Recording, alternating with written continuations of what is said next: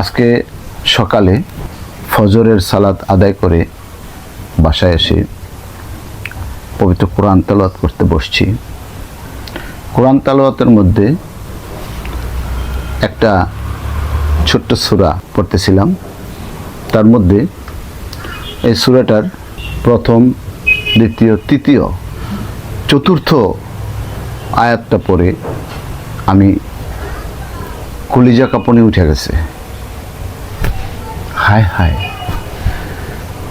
আমাদের আল্লাহ পাক রব্বুল আলামিন কি বলছে আর আমরা কি করছি, কিভাবে আমরা সেই জবাব দেব? ছোট্ট একটা কথার বরখেলাপ করাতে আল্লাহর অত্যন্ত প্রিয় এক বান্দা ইবলিশ আল্লাহ পাকের একটা কথার বরখেলাপ করাতে ইবলিশ শয়তান হিসেবে রূপান্তরিত হয়েছেন। আপনারা সবাই জানেন, কথাটা হলো আল্লাহ পাক বলেছিলেন তুমি আদমকে সিজদা করো, ইবলিশ করে নাই। তখন আল্লাহ পাক তাকে বিতাড়িত শয়তান হিসেবে নিক্ষেপ করেছেন। তো ইবলিশ শয়তান হয়ে গেল একটা কথার জন্য, একটা কথা না শোনাতে।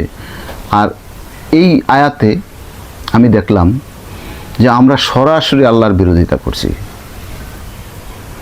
99% মুসলিম, 99% মুসলিম আমরা মহান রব্বুল আলামিন আল্লাহ তাআলার বিরোধিতা করছি, একদম বিপরীত। এখানে আলেম সমাজ আছে, সাধারণ মানুষ, সবাই এই ভুলটা করতেছি আমরা। এই ভুল কি কোনো মাপ আছে? এই আয়াতটা, এই সূরার আয়াতটা, ছোট্ট সূরার আয়াতটা আমি পড়ব, আপনাদেরকে বলবো, আপনারা বিবেচনা করবেন। আমি আয়াতটা আমি এখানে লিখে দিব, পরপর তার কথাগুলি আমি লিখে দিব। আরবিটা লিখে দিব, বাংলা অর্থটা লিখে দিব। একটু পরে দেখবেন এবং বুঝবেন।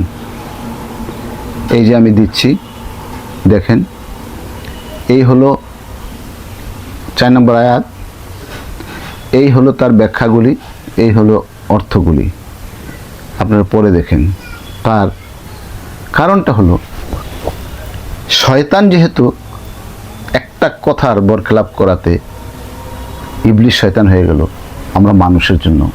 এখন আমরা মানুষ তো কাজটা করতে